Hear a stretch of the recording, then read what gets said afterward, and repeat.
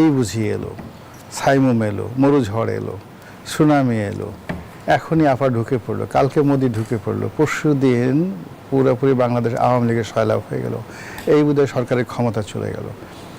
মূলত এই যে একটা আনস্টেবল মন মানসিকতা, অস্থিরতা, নিরাপত্তাহীনতা, এর কারণে কিন্তু এই ধরনের পরিস্থিতি সৃষ্টি হয়। It's not a problem for Awami League. কিন্তু ৩২ নম্বরের ব্যাপারটা কি? কারণ ওই যে সেই মুক্তিযুদ্ধের যে সূতিকাগার, আপনি দেখুন সেখানে সাংবাদিকদের উপরে নির্বাচন হামলা চালানো হয়েছে। যেই সাংবাদিকরা ১৫ থেকে ১৭ বছর জামাতের বিট করেছেন, সেই সাংবাদিকদের উপরেই তারা এলোপাথারি আক্রমণ করেছেন আওয়ামী লীগের দোসর বলে। তারা যাকে তাকে আওয়ামী লীগের দোসর ভাবছেন। অর্থাৎ জামাতের এত কেন রাগ এবং এত ভয় পাচ্ছেন কেন তারা? সব আওয়ামী লীগের দোসরেই ট্যাগ দিয়ে কি যে কারোর উপর হামলা বা তাই তো হচ্ছে। আপনি ভিডিওগুলো আজকে সকল প্রধান গণমাধ্যমে এসেছে, আপনারা দেখবেন যে যেভাবে নির্বিচারে সাংবাদিক পিটানো হয়েছে, এটা তো কোনোভাবেই গ্রহণযোগ্য নয়। এবং সেই ক্ষেত্রে জামাত একটি দুঃখ প্রকাশ করেছে, মাত্র দুঃখ প্রকাশ করলেই কি এটা হয়ে গেল? জনাব গোলাম মোল্লা রনি, যেমনটি বলছিলাম, একটি কার্যক্রম নিষিদ্ধ দলের প্রতিষ্ঠা বার্ষিকীকে ঘিরে আমরা দেখলাম যে রাজপথে আবারও রাজনীতি সরব হয়ে উঠল। সেই জায়গা থেকে দেখা গেল যে ৬টি জেলায় সেনা মোতায়েন রয়েছে এবং ৫টি জেলায় বিজিবি মোতায়েন রয়েছে। সে সঙ্গে রাজনৈতিক দলের নেতাকর্মীরাও মাঠে সরব উপস্থিতি জানান দিয়েছে। এই যে রাজনৈতিক দলের নেতাকর্মীদের মাঠে নামা, সেটি আসলে কি বার্তা দেয়? এটা হলো, আমি বললাম না, আসলে তাদের মধ্যে করার কিছু ছিল না। They have nothing to do, এখন কিছু এটা করতে হবে তো। কারণ মাঠে রাজনীতিতে যদি কোনো কারণে আপনার প্রতিযোগিতা না থাকে, পদ্মা নদী ধরেন, একটা পদ্মা নদী শুধুমাত্র এক তীর আছে, অন্য তীর নেই, তখন আর আপনি সেটাকে নদী বলতে পারবেন না, সেটা সাগর হয়ে যায়। এখন আমাদের রাজনীতিতে হলো কি, রাজনীতিতে একটা ভারসাম্য থাকে, একটা ব্যালেন্স থাকে, পক্ষ থেকে বিপক্ষ থাকে। এই মুহূর্তে রাজনীতিতে সত্যিকার অর্থে প্রতিপক্ষটা নেই, শুধুমাত্র একটা পক্ষ আছে। সেটা জুলাই অভ্যুত্থানের একটা পক্ষ বলেন, তারপর সরকারের একটা পক্ষ বলেন, বিরোধী দলের একটা পক্ষ বলেন, আবার ঘুরে ফিরে যদি সব এক করেন, সবাই একই মায়ের পেটের জল ভাইয়ের মতো আপনজন। তো এরকম একটা পরিস্থিতি যখন হয়, তখন মানুষ শত্রু খুঁজে, এবং সেই শত্রু খোঁজার প্রেক্ষিতেই দেখা গেল যে এই যে আওয়ামী লীগ খুঁজতে গিয়ে বিশাল একটা মহড়া। আমি তো সরকারকে ধন্যবাদ জানাই যে তারা মাত্র ৬টি জেলাতে সেনাবাহিনী মোতায়েন করেছে। তারা যে একই সঙ্গে যদি ৬৪টি জেলাতে তারা সেনাবাহিনী মোতায়েন করতো, তাহলে আপনি কি বলতেন বলেন? মূল ব্যাপার হলো যে একটা রাজনৈতিক দল তারা কি করছে, হালকা পাতলা মাঝে মধ্যে ১০ জন ১২ জন লোক নিয়ে তারা একটা মিছিল করছে, মুখে মাস্ক দিয়ে এসে হঠাৎ করে কিছু পোস্টার সেটে আবার চলে যাচ্ছে। তারপরে পুলিশের রাস্তার ওপাশে পুলিশ তার এগেনস্টে ১০-১২ জন লোক নিয়ে পুলিশ করছে এবং একটা সিন ক্রিয়েট করে একটা গালি দিয়ে সেখান থেকে চলে যাচ্ছে। আর তাদের এই কর্মকাণ্ডে আমরা পুরো জাতি উত্তাল হয়ে যাচ্ছি। এই বুঝিয়ে এলো, সাইমুম এলো, মরু ঝড় এলো, সুনামি এলো, এখনই আফা ঢুকে পড়লো, কালকে মোদি ঢুকে পড়লো, পরশু দিন পুরোপুরি বাংলাদেশ আওয়ামী লীগের সয়লাভ হয়ে গেল, এই বোধহয় সরকারের ক্ষমতা চলে গেল। মূলত এই যে একটা আনস্টেবল মন মানসিকতা, অস্থিরতা, নিরাপত্তাহীনতা, এর কারণে কিন্তু এই ধরনের পরিস্থিতি সৃষ্টি হয়। It's not a problem for Awami League. এটা আওয়ামী লীগের জন্য কোনো সমস্যা না। তারা এখন দেশের বাইরে আছে, বেশিরভাগ মানুষ স্থানচ্যুত। টেলিভিশন টকশোতে কিছু কিছু মানুষ মুক্তিযুদ্ধের পক্ষে কথা বলতে গিয়ে প্রাসঙ্গিকভাবেই আওয়ামী লীগের নাম চলে আসে, কিন্তু ইট ডাজ নট মিন যে আমরা এখানে এসে কোনো পক্ষকে আওয়ামী লীগের সরাসরি রিপ্রেজেন্ট করার মতো একটা সিঙ্গেল লোককে পাওয়া যাচ্ছে না বাংলাদেশে। আপনি বলেন, আপনি একটা বিজ্ঞাপন দেন এখানে যে আমার এখানে আজকে একেবারে বিএনপি বা এনসিপি বা যে কোনো একটা লোক আসবে, তার সাথে বিতর্ক করার জন্য আওয়ামী লীগের পদ এবং পদবিধারী পরিচয় দেবে, আমি যুবলীগ করি, আওয়ামী লীগ করি, একজন লোককে আপনি আনতে পারবেন না। তো এই অবস্থাতে আপনি একটা টেলিভিশন শোতে আনতে পারছেন না। আপনি কাউকে যদি বলেন যে ঠিক আছে, প্রেস ক্লাবের সামনে আজকে আওয়ামী লীগের অনুমতি দেওয়া হলো, সরকারি অনুমতি দিল, আমার কাছে মনে হচ্ছে না যে অনলাইনে ছাড়েন। তাদের একটা মনস্তাত্ত্বিক যুদ্ধ চলছে আওয়ামী লীগের মধ্যে, সেই যুদ্ধ তাদের জয়লাভ করতে আরও বহু সময় লাগবে। এবং আমরা তো দেখি যে সামাজিক যোগাযোগ মাধ্যমে আওয়ামী লীগ মোটামুটি সরব। সেই জায়গা থেকে ৭৭তম প্রতিষ্ঠা বার্ষিকীতে কেন জানান দিয়েও তারা মাঠে নামতে ব্যর্থ হলো, সেটা কি আওয়ামী লীগের রাজনৈতিক দেউলিয়াত্ব প্রমাণ করে? নট লাইক দ্যাট, এটা কোনো দেউলিয়াত্ব না। এখানে আমরা আবার ভুল করি, প্রথমত এটা একটা বৃহৎ দল, কন্টিনিউয়াসলি 17টা বছর ধরে তারা অত্যন্ত শক্ত হাতে এই দেশটা চালিয়েছে এবং এই দেশ চালাতে গিয়ে তারা ভুল করেছে, ভালো করেছে, মন্দ করেছে সব মিলিয়ে। কিন্তু যে প্রক্রিয়াতে এই সরকারটার পতন হয়েছে, আওয়ামী লীগ সরকারের পতনটা হয়েছে, আর যে প্রক্রিয়াতে দুটো সরকারে আসছে পরপর, অর্থাৎ ডক্টর মোহাম্মদ ইউনূসের সরকারে এসছে, তারপরে বিএনপি সরকারে আসছে। এখন এই বিষয়গুলো, অর্থাৎ এরকম একটা পরিস্থিতি যখন ঘটে তখন সময় লাগে আর সুযোগ লাগে। সময়টা হলো এরকম একটা পরিস্থিতি যদি আপনি সময় ধরেন অ্যাটলিস্ট 2 যুগ লাগে ফিরে আসতে। আপনি দেখুন বিএনপির বিরুদ্ধে যে 111টা হলো, সেই বিএনপির বিরুদ্ধে 111টা হলো, সেই 111-এর পরে বিএনপিকে আবার ফিরে আসতে তাকে 19 বছর অপেক্ষা করতে হয়েছে। 75-এর পরে আওয়ামী লীগকে ঠিক একইভাবে আপনি দেখুন 96 সনে তাকে আসতে হয়েছে 21 বছর তাদেরকে অপেক্ষা করতে হয়েছে ক্ষমতা আসার জন্য। কাজে আমরা যদি খুব একেবারে হাইপারসনিক ওয়েতেও চিন্তা করি তাহলে এই আওয়ামী লীগ আবার যদি ক্ষমতায় ফিরে আসবে আপনাকে ধরে নিতে হবে মোটামুটি 2 যুগের একটা ঐতিহাসিক ব্যারিয়ার রয়েছে।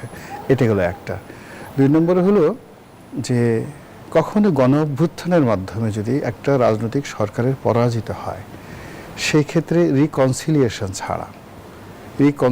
ছাড়া সেই রাজনৈতিক শক্তিকে প্রতিষ্ঠা করতে মানে আমি ইতিহাস জানি না উইদাউট রিকনসিলিয়েশন। এখানে সরকার, রাষ্ট্র, দেশ, বিদেশ বহু মানুষের একটা সংযোগ লাগবে, এই দলটিকে আমরা রিকনসিলিয়েশন করব। আদারওয়াইজ গণ অভ্যুত্থানের মাধ্যমে, যুদ্ধের মাধ্যমে কোনো একটি দলের যদি পতন হয় সেই দলটিকে দ্বিতীয়বার ফিরে পাওয়া যায় না। এই গেল মানে আওয়ামী লীগের দ্বিতীয় পরিণতি।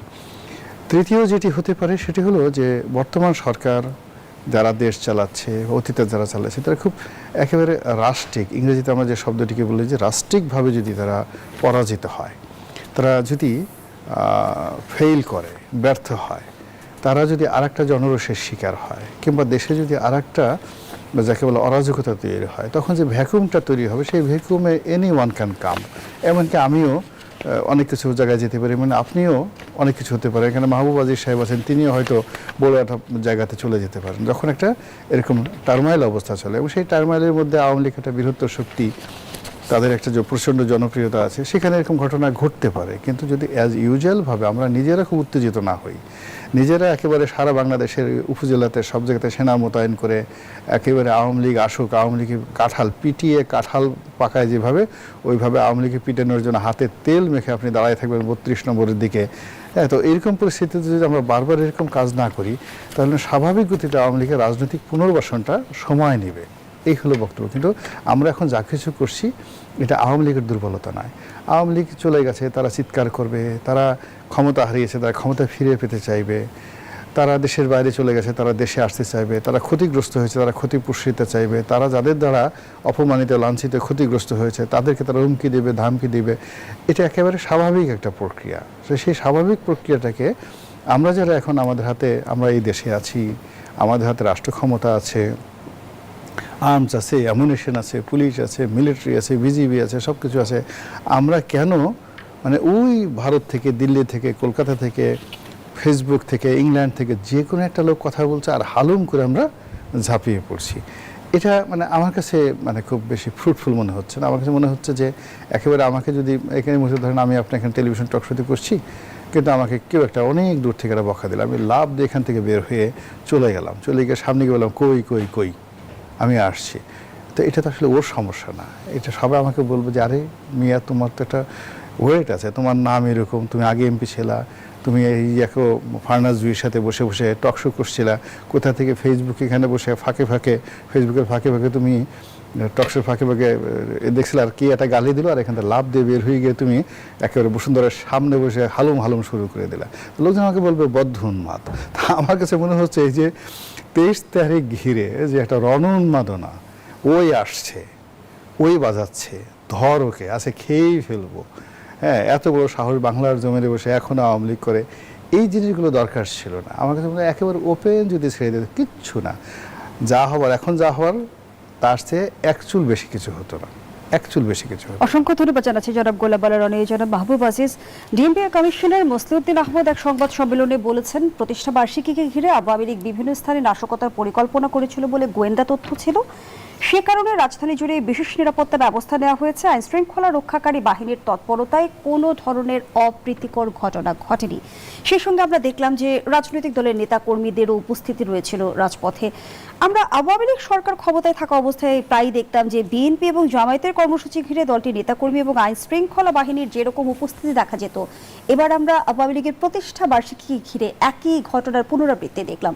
বিষয়টিকে কিভাবে বিশ্লেষণ করবেন? জি, ধন্যবাদ, শুভেচ্ছা সবাইকে। দেখুন, যে 23 জুন যে আওয়ামী লীগের প্রতিষ্ঠা বার্ষিকী, এটা বর্তমান সরকার দেশের মানুষকে আসলে মুখস্থ করিয়ে দিল।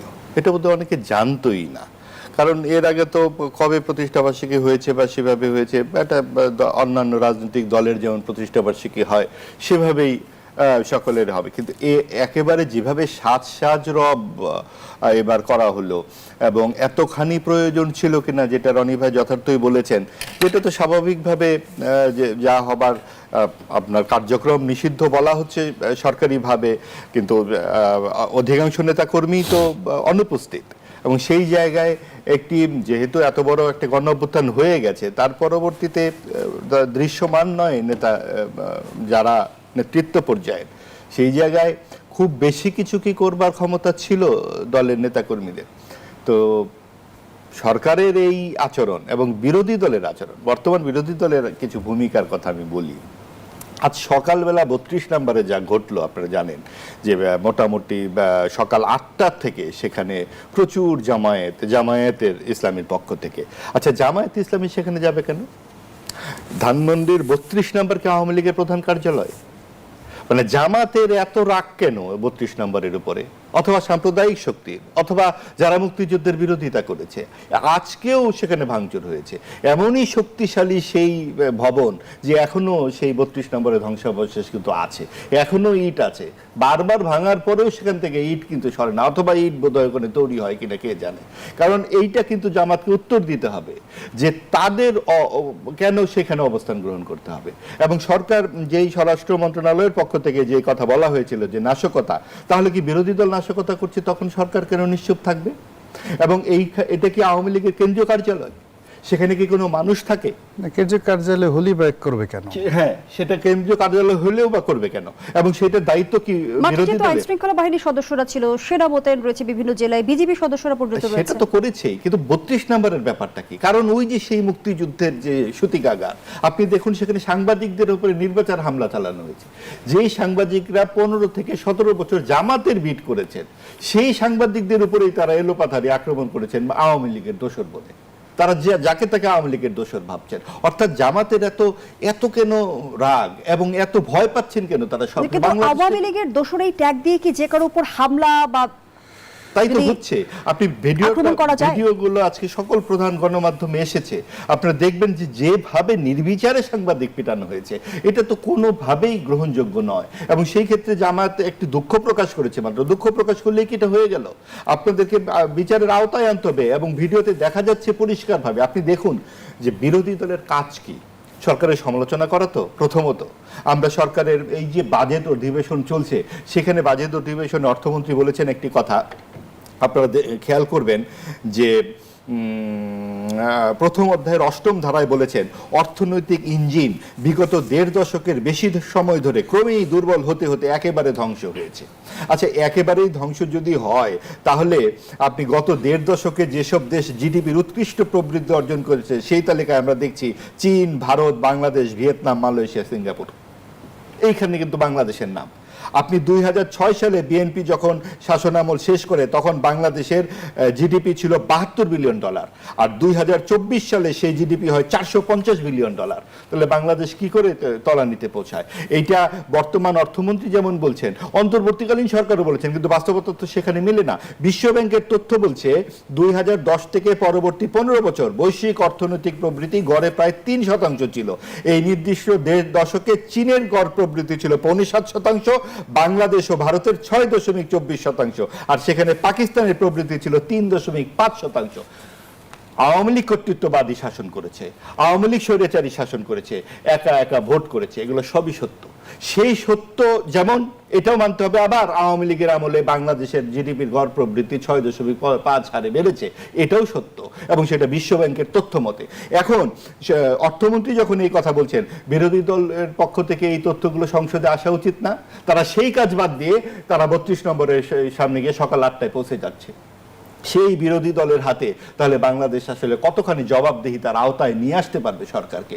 আপনি দেখুন, পাকিস্তানের সাথে উচ্চ শিক্ষার একটা চুক্তিতে যাচ্ছে বাংলাদেশ। তো পাকিস্তানের প্রবৃদ্ধি যদি 3.5 হয় আর বাংলাদেশের প্রবৃদ্ধি যদি 6.5 হয়, বাংলাদেশ কেন তার অর্ধেক আয়ের পাকিস্তানের সাথে উচ্চ শিক্ষায় যাবে?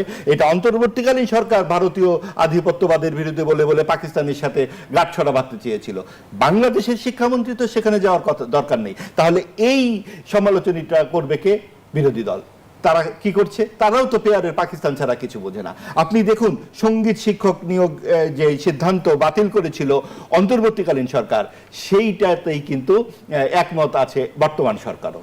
কেন সঙ্গীত শিক্ষা কেন বাতিল করতে হবে? সৌদি আরবেও তো সঙ্গীত শিক্ষা আছে। তাহলে আপনি যখন সেই কাজ করছেন, এটা কে বিরোধিতা করবে? বিরোধী দলের বিরোধিতা করার কথা নয়, অথবা এই প্রসঙ্গ উত্থাপন করার কথা নয়। সেইটাতে আমরা সংসদে কি আলোচনা শুনছি? ওয়াশিং মেশিন, মাইক্রোওয়েভ, মুতাবিবাহ, এইসব নিয়ে, নারী সংস্কার নিয়ে কি কোনো আলোচনা হচ্ছে? তাহলে সেটা যদি জামাতও না করে, বিএনপিও না করে, তাহলে বাংলাদেশের যে প্রকৃত বাস্তবতা নিয়ে আমরা কোথায় আলোচনা করব? আজকে আপনি বলছেন যে রাজনীতি উত্তপ্ত হওয়ার মতো তো কিছু ঘটে নাই। 24-এর গণ অভ্যুত্থানে আওয়ামী লীগ যে অন্যায় করেছে সেটার বিচার তো আইন আদালতে হবে। সেইটা না করে আপনারা জোর করে যখন মানুষের মুখ চেপে ধরতে চাচ্ছেন, তাহলে আওয়ামী লীগের জনপ্রিয়তা বেড়ে যাবে। আজই কিন্তু প্রধানমন্ত্রীর তথ্য উপদেষ্টা জানিয়েছেন আওয়ামী লীগ নিষিদ্ধের সিদ্ধান্ত নেবে আদালত। অবশ্যই, এবং আদালতকে সেই সিদ্ধান্ত দেবার আগে আপনারা যদি এভাবে সাজুয়া যান বের করুন, সেনাবাহিনী, পুলিশ, র্যাব, বিজেপি, এই যুদ্ধাবস্থা কি কি চিত্র মানুষের সামনে ফুটিয়ে তোলে বলুন। আপনি কতদিন এভাবে পুলিশ দিয়ে ডিএমপি কমিশনার জানালেন যে তাদের গোয়েন্দা তথ্য ছিল যে আওয়ামী লীগ নাশকতার পরিকল্পনা করছিল। আমাদের যদি কোনো আসলে এমন ঘটনা ঘটে যেত, তার দায়ভার নিশ্চয়ই রাষ্ট্রের উপরই বর্তাত। নিশ্চয়ই, কিন্তু আমাদের গোয়েন্দা যে দপ্তরের যে সমস্ত খবর বার্তা আছে, সেই খবর বার্তা 32 নম্বরে বুলডোজার আসে কি করে? গোয়েন্দা দপ্তর সেটা জানায় না কেন? বাংলাদেশের যে আতুর ঘর, যেখান থেকে, এটা কি কোনো ব্যক্তির সম্পত্তি নাকি? আপনারা আমাদের যে পিতামহ বা পিতামহীর লাগানো বৃক্ষও তো আমরা উৎপাদন করতে চাই না। সেটা উঠে ফেললে আমাদের স্মৃতি চলে যায়, এবং সেইখানে এটা জাতির স্মৃতির সঙ্গে জড়িত। এটা যে তুলে ফেলা হলো, মুক্তিযুদ্ধের ভাস্কর্য ভাঙা হলো, মাজার ভাঙা হলো, তখন রাষ্ট্রের গোয়েন্দা দপ্তর কোথায় থাকে? কাজে আপনি গোয়েন্দা দপ্তরও যদি পিক অ্যান্ড চুজ করে, গোয়েন্দা দপ্তর যদি এরকম ভাবে ভয় দেখায় মানুষকে, তাহলে হবে কি করে? আমাদের তো জেলখানাগুলোতে জায়গা নেই। আওয়ামী লীগ করলে এখন 14 বছরের কারাদণ্ড হবার কথা। আপনি দেশে তো সব মানুষ ভয়েই অস্থির, তাহলে আপনি এখানে আওয়ামী লীগ পেলেন কোথায়? এবং সেই জায়গায় আপনারা শ্বাস রব করেছে, সব মানুষকে আওয়ামী লীগ বানিয়ে দিচ্ছেন। কাজে আপনার যেই বিরোধিতা আপনার করবার কথা সংসদে, যেখানে বলা হচ্ছে বাংলাদেশের অর্থনীতি একেবারে শূন্য, আবার অন্যদিকে বিশ্ব ব্যাংক বলছে গত 15 বছরে যেই 6টি দেশ সারা পৃথিবীতে ভালো করেছে তার মধ্যে বাংলাদেশ আছে, তাহলে সেটা তো মিলছে না।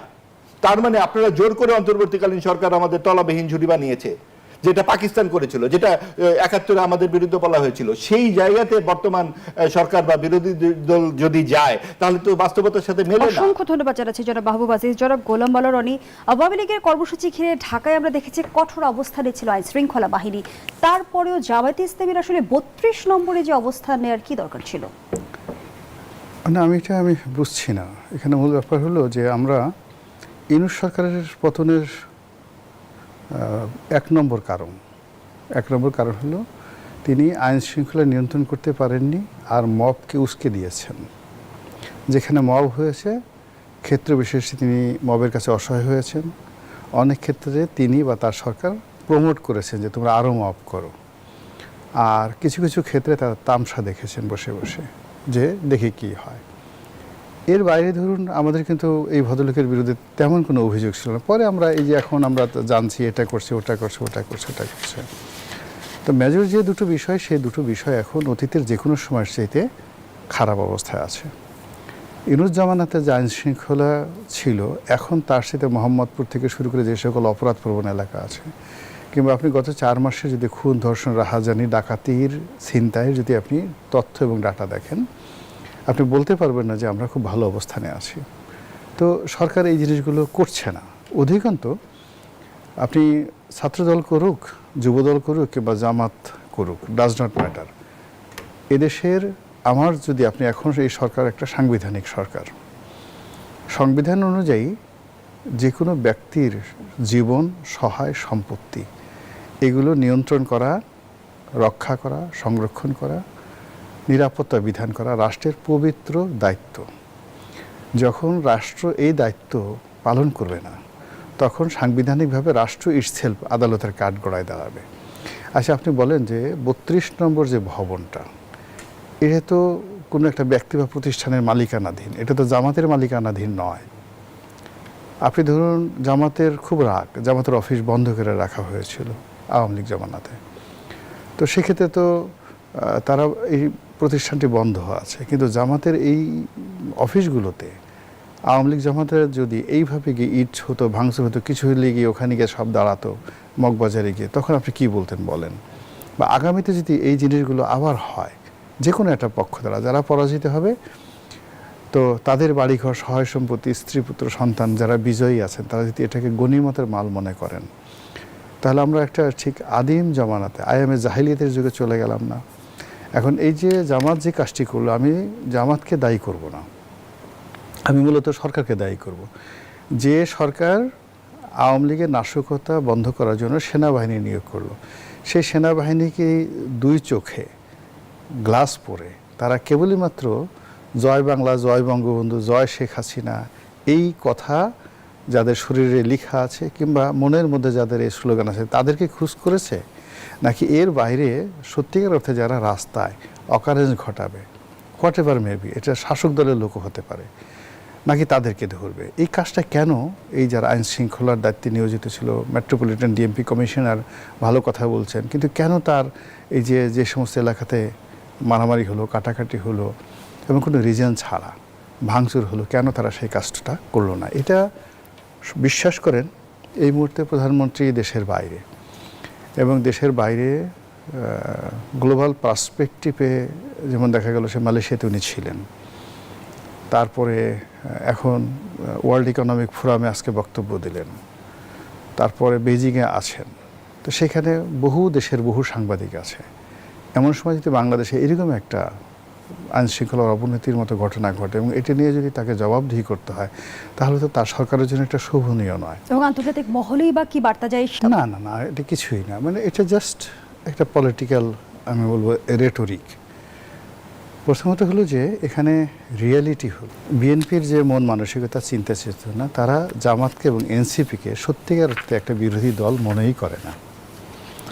তারা যেটা মনে করে যে একটা ফেয়ার ইলেকশন হলে বড় জোর 7-8টা সিট হয়তো জামাত পেত, ফলে জামাতের যে 70-80টা যে সিট, সেই 70-80টা সিট হলেও তারা তাকে ওই 6 থেকে 7টি সিট এই পরিমাণ তারা ভ্যালু করে।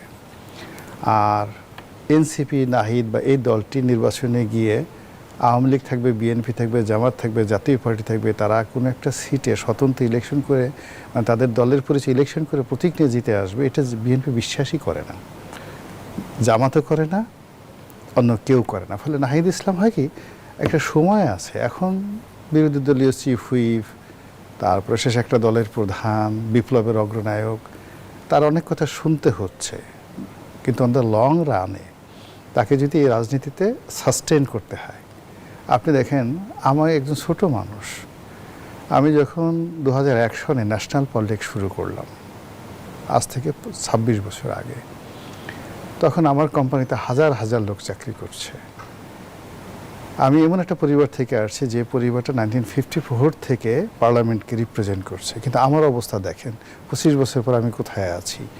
ফলে এই রাজনীতিতে 2 বছর, 6 মাস, 3 মাস, 1 বছর, 5 বছর, এটা কোনো ইতিহাস নয়। এখানে দীর্ঘমেয়াদে যদি টিকে থাকতে হয়, দীর্ঘমেয়াদে টিকে থাকতে অনেক কিছু দরকার হয়। তো এখন নাহিদ, হাসনাত, সার্জিস, অন্যান্য যারা তরুণ বন্ধুরা আছেন, রাজনীতি করছেন, তাদেরকে আসলে আমার কাছে মনে হচ্ছে যে এই ধরনের কথাবার্তা বলাটা আমার কাছে শোভনীয় মনে হচ্ছে না। জামাত বলতে পারে, এই ধরনের কথা জামাত বলতে পারে, সরকারকে আলটিমেট টাইম দেওয়া, সরকারকে ফেলে দেওয়া, আওয়ামী লীগকে তাড়িয়েছি, এটা করেছি ওটা করেছি, এই সমস্ত কথাগুলো মানে এতটা বাস্তবতা বিবর্জিত, মানে বলার সঙ্গে সঙ্গে মানুষ মনে করে ওই ডিবি অফিসের কাহিনী, যে ডিবি অফিসে তাদেরকে ধরে নিয়ে যাওয়া হয়েছিল, তখন তারা কি বলেছিল কি করেছিল। এবং নাহিদ ইসলাম কিন্তু আরো অভিযোগ করেছে যে গণহত্যার মাধ্যমে আওয়ামী লীগ বিচারের কাঠগড়ায় দাঁড়িয়েছে, আর সংস্কার না করায় বিএনপি জনগণের কাঠগড়ায় দাঁড়িয়েছে। এই দুই শক্তির বিরুদ্ধে আমাদের সমানভাবে লড়াই চালিয়ে যেতে হবে। হ্যাঁ, অবশ্যই সে লড়াই চালাবে, আল্লাহ তাকে বিরাট শক্তি দিয়েছে, সদিয়েছে, এবং সে যখন ডাক দিবে আবার সেই জাগুবাহে কুণ্ঠের মতো সারা বাংলাদেশ থেকে লক্ষ লক্ষ মানুষ ছুটে আসবে, ঢাকা শহরে তিল ধারণের জায়গা থাকবে না, এবং বর্তমানে আওয়ামী লীগ সরকারকে এমন একটা, বিএনপি সরকারকে এমন একটা অবস্থায় করবে, তারেক রহমান সাহেব তো ভয়ে ঘর থেকে বেরই হবে না। সে টেলিফোন করে নাহিদ সাহেবকে বলবে যে স্যার আপনি আমাকে উদ্ধার করেন, আপনি না আসা পর্যন্ত আমার মিলিটারি পারছে না, কেউ পারছে না, আপনি আমাকে দয়া করেন।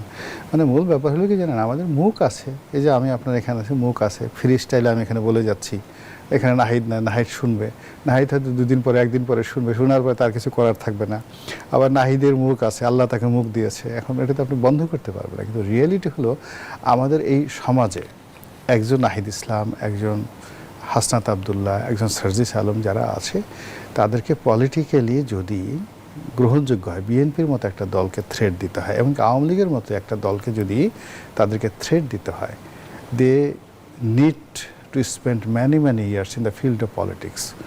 কিন্তু সেই জায়গাতে হচ্ছে না। ফলে এই যে আমরা তাদেরকে নিয়ে আলোচনা করছি, মানে এটা যখনই কোনো মানে বিএনপির শীর্ষ নেতা দেখছেন, তারা মেজাজ হারিয়ে ফেলছেন, এবং এতে করে নাহিদদের যেটা হচ্ছে, তাদের যে নর্মাল রাজনীতির যে একটা ভবিষ্যৎ আছে, সেই ভবিষ্যৎটা নষ্ট হয়ে যাচ্ছে, এখানে সম্পূর্ণ নষ্ট হয়ে যায়। ফলে এই নাহিদ আমার বড় ছেলে, মানে এই ছেলেটা আমি কি বলবো, আমার যে বড় ছেলে এল্ডার সান, তার চেয়ে 4 বছরের ছোট, জাস্ট 4 বছরের ছোট। এখন এটা হলেই তো হবে না, তাদেরকে এখন অনেক কিছু জানতে হবে, বুঝতে হবে, রিয়েলিটি বুঝতে হবে। বাংলাদেশের প্রেক্ষাপটে আপনি দেখেন, আমেরিকার মতো দেশে, আমেরিকার লোক তো আমাদের দেশে কম স্মার্ট না, সেখানে কেন রিপাবলিকান অ্যান্ড ডেমোক্র্যাট এই দুটো পার্টি স্ট্যাবলিশড হয়ে গেল। ইংল্যান্ডের মতো জায়গাতে লেবার পার্টি এবং কনজারভেটিভ পার্টি, এর বাইরে কেন চতুর্থ দল, তৃতীয় দল শক্তিশালী হতে পারে না। ভারতের মতো জায়গাতে ন্যাশনাল পলিটিক্সে এখনও পর্যন্ত বিজেপি এবং কংগ্রেসের বাইরে গিয়ে কেন একটি দল এই গত দীর্ঘদিন ধরে 1947 থেকে আজ অবধি দাঁড়াতে পারল না, এই ইতিহাসটা বুঝতে হবে। ইভেন পাকিস্তানে দেখেন কটা রাজনৈতিক দল আছে, আপনি বাংলাদেশ থেকে আপনি দেখেন এত চেষ্টা করলো, ইমরান খানের মতো তো সুপারম্যান আমাদের মানে পুরো এশিয়াতে হয়নি। তো এখন আপনি ইমরান খানকে ব্যক্তিত্ব ধরে, নাহিদের ধরেন, হাসনাতকে ধরেন, তো সেই ইমরান খান সেখানে আজ দেখেন ভ্যানিশ হয়ে গেছে সমস্ত কিছু। ঘুরে ফিরে সেই জুলফিকার আলী ভুট্টোর পাকিস্তান পিপলস পার্টি, ঘুরে ঘুরে নওয়াজ শরীফের সেই মুসলিম লীগ, এর বাইরে তো যাওয়া যাচ্ছে না। এখন এই বাংলাদেশে যাই বলে না কেন, বিএনপি, আওয়ামী লীগ, জামাত, এই 3টি পার্টি মোটামুটি দাঁড়িয়ে গেছে। ধন্যবাদ জানাচ্ছি জনাব গোলাম মোল্লা রনি। জনাব মাহবুব আজিজ, আওয়ামী লীগ আমলের গুম খুনের বিচার করুন, না হয় যাওয়ার রাস্তা খুঁজুন, এমন মন্তব্য করেছেন জামায়াত আমির। আমরা কিছুদিন আগে শুনেছিলাম বিরোধী দলের নেতা বলছিলেন যে আমাদের গরম বিরোধী দল ভাববেন না, আমরা গঠনমূলক সমালোচনা করব সরকারের। আবার অন্যদিকে দেখা যাচ্ছে অনিবার্য বিপ্লবের কথা বলা হচ্ছে, সরকারকে 4 মাসের ব্যবধানে বলা হচ্ছে রাস্তা খুঁজুন। সেগুলো আসলে কি বার্তা দেয়? পলিটিক্যাল রেটরিক, নাকি বিরোধী দলের অবস্থানে কোনো দ্বৈততা দেখছেন? আসলে এগুলো বার্তা দেয় কি শূন্য গর্ভ অবস্থা, পায়ের তলায় মাটি না থাকলে এই ধরনের কথা বলা যায়। আচ্ছা, আপনি যে প্রশ্নগুলো করলেন একটু দেখুন তো, আমরা যদি একটু আলোচনা করে দেখি যে বিরোধী দল কি কি বিষয়ে কথা বলছে। তাদের কথা বলার প্রধান বিষয় হচ্ছে আওয়ামী লীগকে কোথাও দাঁড়াতে দেব না, সরকার যদি এই করে তাকে অদৃশ্য করে দেব, নানান রকমের হুমকি ধামকি, অর্থাৎ আরেকজনের গণতান্ত্রিক অধিকারকে আমরা হরণ করে ফেলবো। এই তো তা আপনার দলের আদর্শটা কি? কি কারণে মানুষ, আপনি যে আরেকজনের গণতান্ত্রিক অধিকার হরণ করবেন, মানুষ আপনাকে সাপোর্ট করবে কেন? আজ পর্যন্ত এই এনসিপির রাজনৈতিক দর্শন আদর্শ আমরা জানতে পেরেছি। তাদের রাজনৈতিক আদর্শ কি? অর্থনৈতিক কোন বিন্যাস তারা পছন্দ করছেন, তাদের দলীয় যে গঠনতন্ত্র, তারা তাদের যে রাজনৈতিক অবস্থান বিভিন্ন ইস্যুতে, এই যে একটা বাজেট অধিবেশন হচ্ছে, এই চলতি বাজেট অধিবেশনে তারা কোন বিষয়গুলো নিয়ে আলোচনা করছে আপনি দেখুন তো। রাজনৈতিক দল হিসেবে জামাত বা এনসিপি সরকারি দলকে কি আসলে চ্যালেঞ্জ জানাতে পারছে আদৌ? এই সমস্ত কথাবার্তা বলা এক ধরনের তো প্রীতি ম্যাচের মতো মনে হচ্ছে যে ওই যে এরশাদ আমলে ফ্রিডম পার্টি ছিল না বিরোধী দলের একটি আসনে, কুড়াল মার্কা প্রতীকে, আপনার মনে আছে নিশ্চয়ই রনি হ্যাঁ, ভাই? অবশ্যই। জোর করে একটা বিরোধী দল বানানো হয়েছিল। আওয়ামী লীগ আমলে জোর করে বিরোধী দল বানানো হয়েছিল জাতীয় পার্টিকে। তখন আমরা সংসদে কি আলোচনা শুনতাম, যে এই সমস্ত সুবিধার এই কি কি নেওয়া যাবে না নেওয়া যাবে, প্লট ফ্ল্যাটের আলাপ শুনতাম। বর্তমান জাতীয় সংসদে আসলে আমরা কি আলাপ শুনছি? আমরা প্রথম অধিবেশনে অধিকাংশ সময়, 1.5 মাসের সময় অধিকাংশ সময় সংবিধান সংস্কার নিয়ে আলোচনা শুনেছি। সেই সংবিধান সংস্কার নিয়ে কেন আলোচনা, জুলাই সনদে আছে ইত্যাদি, এটা নিয়ে অনেক বাহাস আমরা শুনলাম। এইবারের দ্বিতীয় অধিবেশনে আমরা কি শুনতে পাচ্ছি? এর আগে গাড়ি চেয়েছিলেন এলাকা যাবার জন্য হাসনাত আব্দুল্লাহ, আর বাড়ি চেয়েছিলেন, এলাকায় অফিস চেয়েছিলেন ওই কুড়িগ্রামের এমপি মহোদয় এনসিপির। তো এই তো ছিল। আর এবার নানান রকম পর্দা, ওয়াশিং মেশিনের কথা শুনতে পাচ্ছি, মুতা বিবাহের কথা শুনতে পাচ্ছি। কিন্তু যেটা মূল প্রসঙ্গ, যে এই যে যেমন ধরুন মনিরুল হক চৌধুরী সাহেব, বিএনপির একজন প্রবীণ সদস্য, তিনি যেই ঠাট্টা চলে যে কথাটি বলেছেন, এটা অবশ্য ঠিকই যে আপনি তো যার যার ড্রেস কোড তার ব্যক্তি পছন্দের উপরে থাকবে, নিশ্চয়ই আপনি বক্রোক্তি করতে পারেন না কে কি পোশাক পরে আসবে, যেভাবে তিনি জামাতের নারী সদস্যদের মুখ ঢাকা প্রসঙ্গে বলেছেন। তবে এটাও তো সত্য যে একটা বাংলাদেশের মতো একটা উন্নয়নশীল দেশে, যেটা মধ্যম আয়ে পৌঁছে গেছে, সেই দেশের যারা সদস্য, সংসদ সদস্য, তারা যদি সব চোখ মুখ ঢেকে রাখে, শুধুমাত্র চোখ খোলা থাকে, সেইটা আসলে আমাদের ড্রেস কোডের মধ্যে পড়ে কিনা, এটা তো আলোচনা হতেই পারে। কেউ পড়তে পারবেন না তা নয়, কিন্তু এটা তো আলোচনা হতে পারে। এবং যেই নারীদের যে সংস্কার কমিশনের রিপোর্টটা ছিল, সেই রিপোর্ট যে হিমাগারে চলে গেল, এটা নিয়ে বিএনপি জামাত কেউ কথা বলে না। তাহলে মূল প্রসঙ্গগুলো নিয়ে কে আলোচনা করবে? আপনার তো সম অধিকার তো কেউ কাউকে দেবে না, অধিকার তো দেবার বিষয় নয়। সম মর্যাদা, যেটা তারেক রহমান সাহেব নির্বাচনের আগে বলেছেন যে এদেশে বিশ্বাসী অবিশ্বাসী সংশয়ী সকলের সমান মর্যাদা থাকবে। এবং মুক্তিযুদ্ধের প্রশ্নে যে আলোচনাগুলো করেছিলেন বিএনপি ঠিক নির্বাচনের 15 দিন আগে, আমরা কি নির্বাচনের পরে এই কোনো প্রসঙ্গে কোনো রকম আলাপ দেখতে পাচ্ছি? নাকি আবার 5 বছর আগে নির্বাচনের আগে বিএনপির মুক্তিযুদ্ধের কথা মনে পড়বে? যেভাবে জামাত এবং জামাতীয় আদর্শের লোকজন মুক্তিযুদ্ধকে হেয় করেন, ছোট করেন, এটা কি একটি স্বাধীন সার্বভৌম বাংলাদেশে হওয়া সম্ভব? এবং বাংলাদেশের কি ইতিহাস নিয়ে ন্যূনতম শ্রদ্ধার কোনো বিষয় থাকবে না? এই ব্যাপারে কি বিএনপি সচেতন? আজকে যাদেরকে আপনি এইভাবে পেলে পুষে বড় করছেন, আগামীতে এই যে ভাই বললেন 77টি আসন, মানি আর না মানি তার আজকে 77টি আসন, আগামী নির্বাচনে যদি তারা 177 হয়, আপনি কি করবেন? আপনার তো সেরকম আর্থিক সঙ্গতিও নাই জামাতের মতো। জামাতের আমির সাহেব আজকে প্রায় 10 কেজি করে আম প্রত্যেকের জন্য নিয়ে আসছেন, এবং হিসাব করে দেখা গেছে 10 লাখ টাকার আম তিনি কিনেছেন তার বন্ধু বান্ধবকে দেবার জন্য। ভালো কথা, 10 লাখ টাকা তিনি ইনকাম করতেই পারেন। আবার এর আগে 1200 শহীদের বাড়িতে গেছেন 2 লাখ টাকা করে নিয়ে, এটা তাদের পক্ষ থেকে বলা হয়েছে। 2 লাখ গুণ 1200 কত টাকা হয়? তাহলে এই যে তারা ইসলামী ব্যাংক থেকে শুরু করে বড় বড় প্রতিষ্ঠানগুলো তৈরি করেছে, এর সাথে পাল্লা দেওয়ার জন্য আমাদের অন্যান্য রাজনৈতিক দলগুলো তো তাদের কোনো প্রতিষ্ঠান সেই অর্থে তৈরি করেন নাই। প্রতিষ্ঠান করা ভালো, কিন্তু সেগুলা কি নীতি নৈতিকতার মধ্যে দিয়ে চলছে কিনা, নাকি কোনভাবে চলছে, সেটাও তো সরকারকে জবাবদিহিতার মধ্যে আনতে হবে। সবচেয়ে বড় কথা, রাজনীতি তো রাজনীতিবিদরাই করবেন, কিন্তু নীতি আদর্শের ভিত্তিতে করবেন। আমরা শুধুমাত্র তাকে কথা বলতে দেব না, তুমি ফ্যাসিবাদী, তুমি স্বৈরাচারী বলে সাংবাদিকদের হরে ধরে পেটাবো, যাকে তাকে আমরা সবাই মিলে মব সন্ত্রাস করবো। আজকে যে ঘটনাটি ঘটেছে সকালবেলা, এটা সারা আমাদের প্রধানমন্ত্রী বিদেশে সফররত, সেখানে আমাদের দেশের ভাবমূর্তি কি খুব উজ্জ্বল হলো? আমরা কি এটা কোন গণতন্ত্রের চর্চা আমরা করতে চাচ্ছি? 24-এর গণ অভ্যুত্থান কি এই সাম্প্রদায়িক শক্তির নেতৃত্ব হয়েছিল নাকি? 2 আগস্ট, 3 আগস্ট, 4 আগস্ট যেই মুক্তির মন্দিরে সোপান্তলে গান গেয়েছিলাম, এই গান কি জামায়াতে ইসলামের গান? তাহলে আজকে তারা 24-এর সকল ফল তারাই একা ভোগ করতে চায়, এবং তারা যেভাবে চিৎকার চেঁচামেচি করছে, তাতে মনে হয় যে আওয়ামী লীগকে এখানে শূন্য করতে পারলেই বাংলাদেশের রাজনীতির সবচেয়ে বড় অর্জনটা হয়ে যাবে। আপনি বাংলাদেশের যেই সর্বশেষ রাজ্য নির্বাচন এই 25-এর আগে, তাতে তো আওয়ামী লীগের ভোট এবং বিএনপির ভোট প্রায় সমান 40%-এর বেশি। তাহলে এই ভোটের যে প্রায় 4 থেকে 5 কোটি মানুষকে আপনি দেশ থেকে বের করে দিবেন? কাজেই আপনাকে তো একটা সংগতিপূর্ণ রাজনৈতিক আচরণ করতেই হবে। সেই জন্য আমাদেরকে ফ্যাসিস্ট বললে তো হবে না। ইতিমধ্যে কিন্তু স্থানীয় সরকার নির্বাচন নিয়ে তথ্য উপদেষ্টা এক ধরনের বার্তা দিয়েছেন। তিনি বলেছেন আওয়ামী লীগের কোনো সাবেক বা বর্তমান নেতা যদি স্থানীয় সরকার নির্বাচনে অংশ নেন তাহলে তিনি ব্যক্তি হিসেবে অংশ নেবেন, দলীয় পরিচয় বা দলীয় কর্মসূচির সামনে এনে প্রচারণা চালাতে পারবেন। স্থানীয় সরকার নির্বাচনে আওয়ামী লীগের নেতাকর্মীরা অংশগ্রহণ করতে পারবে, কিন্তু তারা ব্যক্তি হিসেবে অংশ নেবেন, এমনটি বলছেন তথ্য উপদেষ্টা। কিন্তু লেভেল প্লেইং ফিল্ড আসলে কিভাবে নিশ্চিত হবে?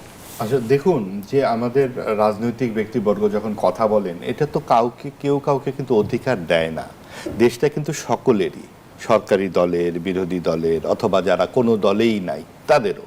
এবং সেই জায়গা থেকে অবশ্যই রাজনীতিতে তো এটা সকলে অংশগ্রহণ করতে পারবেন। এবং লেভেল প্লেইং ফিল্ডে এটা তো আমরা যতদূর আমরা জানি এবং অভ্যস্ত দেখে যে স্থানীয় পর্যায়ের নির্বাচনগুলো মার্কায় হয় না, প্রতীকে হয় না, দলীয় প্রতীকে হয় না, এবং দলীয় পরিচয়েও হয় না। কাজেই এইটাতে এইভাবে বলবারও কিছু নাই। আওয়ামী লীগ তো গত নির্বাচনেও অংশগ্রহণ করেছে। আওয়ামী লীগের ভোট ছাড়া বিএনপি 2/3 পেল কি করে? কাজে আওয়ামী লীগের ভোটাররা যে গত নির্বাচনে অংশগ্রহণ করেনি তাও তো সত্য নয়। কিন্তু এই যে পরিস্থিতিটা, তখন নির্বাচনের আগে আমরা দেখেছি বিভিন্ন এলাকায় অত্যন্ত অনুনয় বিনয় করে আওয়ামী লীগের সমর্থকদেরকে কথা বলেছেন, বিএনপির নেতারাও বলেছেন, জামাতের নেতারাও বলেছেন, এনসিপির নেতারাও বলেছেন।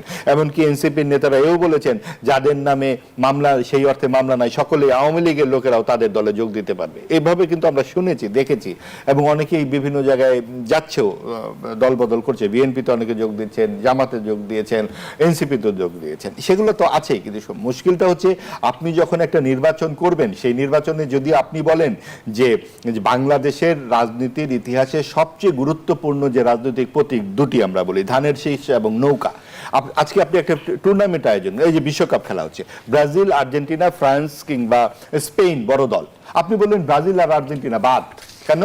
তারা অনেক জিতে গেছে, বা এরা ফ্যাসিস্ট, এরা মারামারি করে খেলার মধ্যে, এরা বাদ দিয়ে আমরা দুটার দল খেলবো। তাহলে কি আসলে ঠিক টুর্নামেন্টটি হলো? অন্তর্ভুক্তিমূলক টুর্নামেন্ট হলো? ঠিক একইভাবে আপনি আওয়ামী লীগের যারা দোষী নেতা তাদেরকে বিচার করুন, সেই বিচার আবার যুদ্ধপরাধী ট্রাইব্যুনালে আপনি ঢুকিয়ে দিলেন, এবং সেটার সাথে যুক্ত করে পুরো নির্বাচন আপনি 2 বছর ধরে অত্যন্ত গুরুত্বপূর্ণ সাহিত্যিক, শাহরিয়ার কবির সহ অনেকেই জেলে আছেন। আপনি দেখুন শাহরিয়ার কবির অপরাধটা কি? তার স্ত্রী মারা গেছেন, মেয়ে আত্মহত্যা করেছে, ওনার সারা জীবনের অধিকাংশ সময় তিনি যুদ্ধপরাধের বিরুদ্ধে সাংবাদিকতা করেছেন, কাজ করেছেন, লিখেছেন। তাকে 2 বছর ধরে কোনো রকম অভিযোগপত্র ছাড়া তাকে গ্রেফতার করে রাখা হয়েছে। এরকম আরো অনেকের ক্ষেত্রেই আছে। 266 জন সাংবাদিকের নামে হত্যা মামলা দায়ের করা হয়েছে। যারা পেশায় আপনার অসৎ কাজ করেছেন তাকে অসততার মামলা দিতে হবে, তাকে তো আপনি হত্যা মামলা দিতে পারেন না। অর্থাৎ এই ধরনের অনেক কাণ্ড কারখানা করা হয়েছে, সেইগুলো কিন্তু এখনো সেভাবেই আছে। আপনি বাংলাদেশের বিভিন্ন আনাচে কানাচে আপনি দেখবেন যে আওয়ামী লীগের যে সমস্ত তৃণমূলের নেতাকর্মী তারা কিন্তু সেই অর্থে খুব বড় ধরনের কোনো অপরাধের সঙ্গে যুক্ত নন। তাহলে তাদেরকে কেন এইভাবে বনে বাজারে ঘুরে বেড়াতে হবে? এগুলো মানবাধিকার লঙ্ঘন। আজকে যখন গণতান্ত্রিক একটা শাসন শুরু হয়েছে, আমরা কিন্তু বিগত 12 বছরে আওয়ামী লীগ যে দুঃশাসন করেছে, এখন আগামী 12 বছর বিএনপি সেই দুঃশাসন করবে, সেই জায়গায় কিন্তু আমরা থাকতে পারি না। আমাদের কোথাও না কোথাও থামতে হবে, আমাদের কোথাও না কোথাও বলতে হবে যে আমরা একটা পরমত সহিষ্ণু অন্তর্ভুক্তিমূলক সমাজ চাই। যে অপরাধ করেছে তাকে সেই অপরাধে আপনি অবশ্যই ফৌজদারি আইনের ব্যাপারে শাস্তি দেবেন, কিন্তু আপনি পিতার যে সম্পত্তি সেখান থেকে কাউকে বঞ্চিত করতে। ধন্যবাদ জানাচ্ছি জনাব মাহবুব আজিজ। জনাব গোলাম মাওলা রনি, এই যে অন্তর্ভুক্তিমূলক সমাজের কথা বলছিল জনাব মাহবুব আজিজ, কিংবা অন্তর্ভুক্তিমূলক রাজনীতি কিভাবে নিশ্চিত হবে? এটা উদারতা, ক্ষমা এবং বাস্তবতা বোঝা। আমরা যে কাজটি করি সেটা হলো যখন আমাদের পরিবেশ পরিস্থিতি আমাদের প্রতিকূল থাকে, আমি যে অপরাধ করিনি আমি মনে করি যে আমি ওইরকম অপরাধী, মানুষের মধ্যে এরকম একটা হীনমন্যতা কাজ করে। আর যখন আমাদের ক্ষমতা থাকে আমরা মনে করি যে আমরা আসলে কোনো অপরাধী করিনি বা করতে পারি না। তো এই যে মন মানসিকতার কারণে কি হচ্ছে, ক্ষমতার পালা বদলের সঙ্গে সঙ্গে আমাদের দেশের অর্থনীতি, রাজনীতি, চিন্তা চেতনা, এমনকি ধর্মীয় যে কর্মকাণ্ড, এই ধর্মীয় কর্মকাণ্ড কিন্তু মারাত্মকভাবে 180 ডিগ্রি অ্যাঙ্গেলে একেবারে উল্টে যায়। আপনি ধরুন যখন জামাত ছিল, ক্ষমতায় জামাত ছিল, সেই সময়টাতে একের পর এক মাজার ভাঙতে হলো, এই কারণটা হলো তারা বিশ্বাস করে, তাদের ধর্মের যে আইডিওলজিটা রয়েছে যে এই মাজার পূজাটা হারাম একটা জিনিস। এখন হাজার বছর ধরে এই বাংলায় এই জিনিসগুলো চলছে। আর দীর্ঘদিন ধরে জামাতের যারা লোকজন আছে তারা তো রাজনৈতিক দল হিসেবে নতুন আসছে। এর আগে তাদের ওয়াহাবিবাদ আছে, তারা মানে তাদের মওদুদিবাদ আছে, পাকিস্তানের মওদুদিবাদের আগে ওয়াহাবিবাদ আছে, ওয়াহাবিবাদের আগে ইবনে তাইমিয়াবাদ আছে, ইবনে তাইমিয়াবাদের আগে তাদের ইবনে কাসিরবাদ আছে। একটা ধারাবাহিকভাবে তো এই আদর্শটা চলে আসছে। তাহলে আপনি চিন্তা করুন, ইসলামে যদি 1400 বছরের ইতিহাস ধরেন, এই 1400 বছরের ইতিহাসে বিভিন্ন মতাদর্শের তারা সবাই ইসলাম করে, পাশাপাশি কিন্তু তারা চলে আসছে। কিন্তু আমাদের এই দেশে এই গত 2 বছরে যে সংঘাতগুলো হয়েছে, ধর্মের নামে জীবন্ত মানুষকে যেভাবে পুড়িয়ে দেওয়া হয়েছে, এটা আমার জানা নেই, এরকমভাবে কখনো ঘটেনি। তো এই জায়গা থেকে যদি বের হয়ে আসতে হয়, তাহলে সত্যিকার অর্থে সহনশীলতা লাগবে এবং সবাইকে মনে করতে হবে যে এই দেশটা আমার একার নয়, এই দেশটি আমার পিতার নয়, এই দেশটির ওনারশিপ আমার নিজের নয়। এখানে আর 18 কোটি মানুষ, আমার যে অধিকার রয়েছে সত্যিকার অর্থে প্রত্যেকটা মানুষের সেম অধিকার রয়েছে। মানুষকে দেখুন, আমরা এখানে 3 জন রয়েছে, 3 জনের 3 রকম পেশা আছে। কারো হয়তো বয়স কম, কারো একটু টাকা আছে, কারো আলাদা পেশা আছে, কিন্তু সবার ঊর্ধ্বে কি আমরা মানুষ। আমাদের ব্যথা আছে, আমাদের বেদনা আছে। যে আঘাত অভিঘাত আমাকে আহত করে, আমার পাশে যে ভাই আছেন তাকেও ঠিক সেম আঘাত আহত করে, আপনাকে একই আঘাত আহত করে, বিং এ হিউম্যান বিং। তো যখন আমরা এই রাজনীতির অঙ্গনে যারা রাজনীতি করছি, আমরা যদি আমাদের প্রতিপক্ষকে মানুষ মনে করি যে এরা মানুষ, তাহলেই আপনার অর্ধেক সমস্যা চলে যায়। কিন্তু বর্তমান বাস্তবতায় সরকারের তরফ থেকে বলা হলো, যেমনটি তথ্য উপদেষ্টা বললেন, যে স্থানীয় সরকার নির্বাচনে ব্যক্তি হিসেবে আওয়ামী লীগের নেতাকর্মীরা অংশ নিতে পারবে। কিন্তু আওয়ামী লীগের নেতাকর্মীরা অংশ নেবে কি? না, এখানে মূলত যিনি বলেছেন তিনি তো আসলে ওরকম বিএনপির নীতি নির্ধারক নন। নীতি নির্ধারণের কথা বলার দরকার, তাই একটা বলে দিয়েছেন। তার বক্তব্যে তার কথায়ও বিএনপি চলবে না, আর তার আহ্বানেও আওয়ামী লীগের কোনো লোক আসবে না। এখানে মূল ব্যাপার হলো যে আগে আমি বলেছিলাম যে একটা রিকনসিলিয়েশন দরকার। আপনি যদি সত্যিকার অর্থে আওয়ামী লীগকে চান রাজনীতির ময়দানে, রাজনীতির যে ভ্যাকুয়ামগুলো আছে সেই ভ্যাকুয়ামটা পূর্ণ হোক আওয়ামী লীগের আদর্শ দ্বারা, সেখানে অবশ্যই আপনি যেমন আমরা চাই, আমি ব্যক্তিগতভাবে চাই জামাত থাকুক, এনসিপি থাকুক, সবাই থাকুক, কিন্তু জামাতের যে লোকগুলো যুদ্ধ অপরাধ করেছে আমি তো তাদেরকে মানি না। আবার আওয়ামী লীগ আসুক, কিন্তু আওয়ামী লীগের যে লোকগুলো যদি অস্ত্র হাতে জুলাই বিপ্লবে সরাসরি হত্যা করেছে বা হত্যার সঙ্গে সম্পৃক্ত, সেই মানুষগুলোকে আপনি বিচার করুন। এখন 1400 মানুষকে যারা হত্যা করেছে, আপনি 2800 মানুষকে বিচার করেন, 4000 লোকের বিচার করেন, কিন্তু আপনি একেবারে সারা বাংলাদেশে 4 কোটি মানুষই এই জুলাই হত্যার আসামি বানিয়ে দিয়ে তাদেরকে দৌড়ের উপর রাখবেন, ইকোনমি দেশ তছনছ করে নির্বাচনের দিবেন। আগে অনেকগুলো বিষয় নিয়ে মীমাংসা জরুরি।